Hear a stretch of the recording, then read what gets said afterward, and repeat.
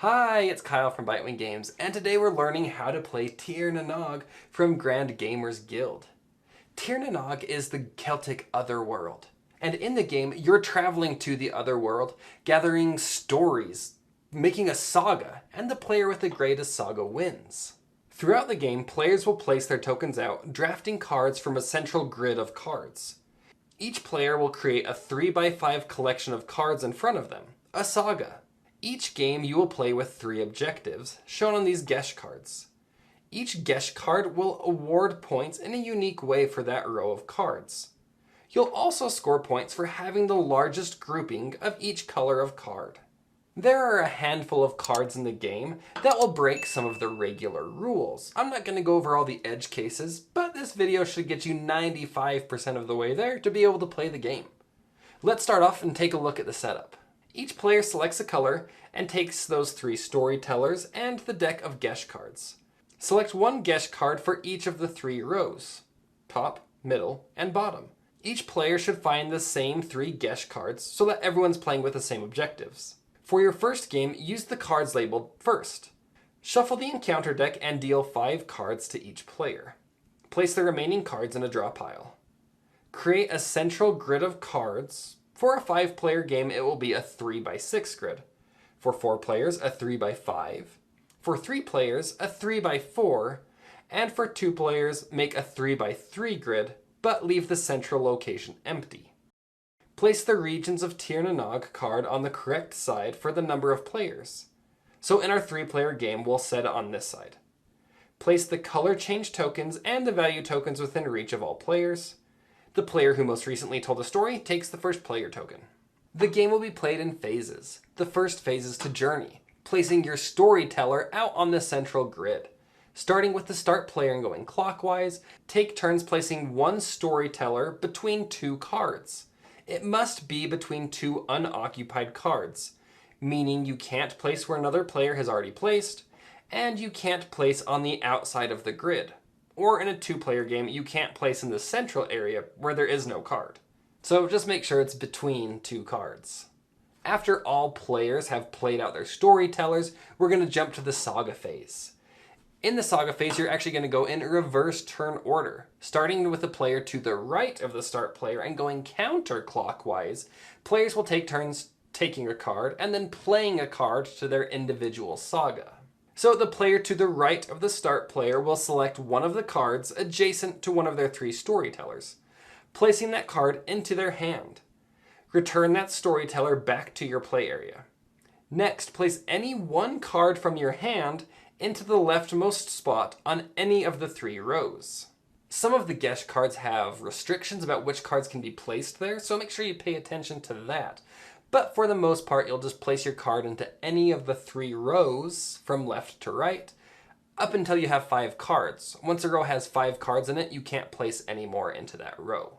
I will stop here and re-emphasize that each of the cards have unique abilities that will break some of the normal rules by either moving or placing additional cards in certain spots, and that's okay.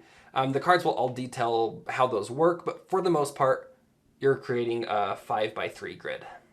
Okay, the player to the right of the start player selected a card, returned their storyteller, and they placed a card to their saga. Continue counterclockwise until all players have selected and placed their 3 cards. Occasionally, a storyteller will become stranded or lost. Say the first player, purple, went here. By the time it made it back to their turn, both adjacent cards were gone. But don't worry, all is not lost. Continue taking turns in counterclockwise order. If you only have lost storytellers left, you just pass on your turn. Once there's only lost storytellers left, these storytellers will draft from the remaining cards.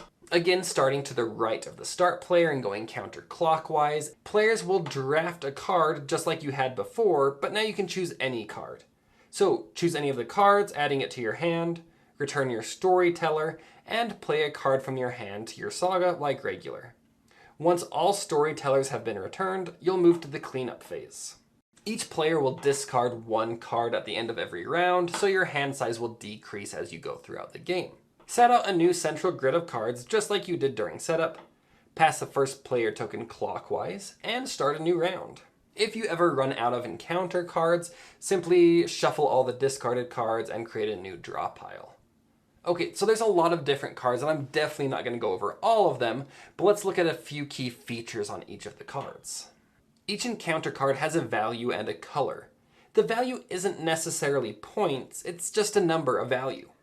Some cards have this plus sign, signifying the value can be changed somehow. For example, let's look at Kolok's Crag. He will have a value of 3 added for each different colored card next to it. So if it has 4 different colors, it could be worth 12 points. To change the value, simply add value tokens to the card. This symbol here shows when the card effect comes into play. Calyx Crag is ongoing, so when a new colored card gets placed next to this card, the value changes. Some cards are when played, others are during a specific phase, and others are during the scoring phase. Some cards even let you change the color of another card. Simply add this token to the card to signify the change. After 5 rounds of journeying and placing out your saga, players should have a 3x5 grid.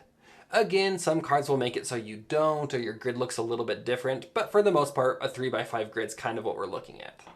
Okay, on to final scoring. I'll just use an example of these 3 Gesh cards, the introductory ones that we had looked at. So let's look at this top Gesh card. This one lets you score for each unique valued card in that row or column. The 7 is unique. There are no 7s in the column or row. The 4 is not unique. There is a 4 in that column, so it doesn't score. The 5 is unique, so it scores. Same with the 6 and the 8. There's no other 6 or 8s in that row or column. So for the top row, you score the 7, 5, 6, and 8. For the middle row, this Gesh card says you'll score for each card that is lower than the card to the left. The 4 is lower than the 6, so you'll score the 4. The 8 doesn't score, but the 4 is lower than the 8, and the 2 is lower than the 4. So you'll score the 4, 4, and 2. The bottom row lets you score for sets of the same value. So in this example, you have 3 3s. 3 of the same number scores 10 points. If these cards would have been the same, you would have scored an additional 5 points. Finally, score for the regions card. In a 1 through 3 player game, the first and second place score points. For each color, determine who has the largest connected region. Connected regions means the cards are horizontally or vertically connected.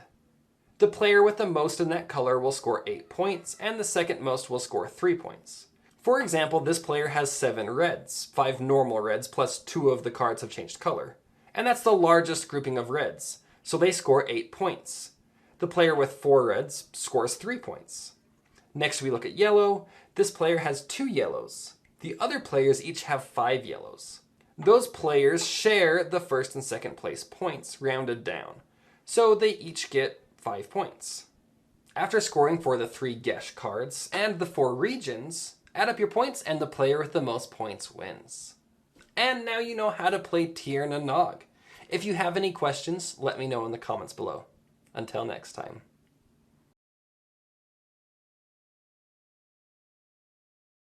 Return that. First, select one of the cards.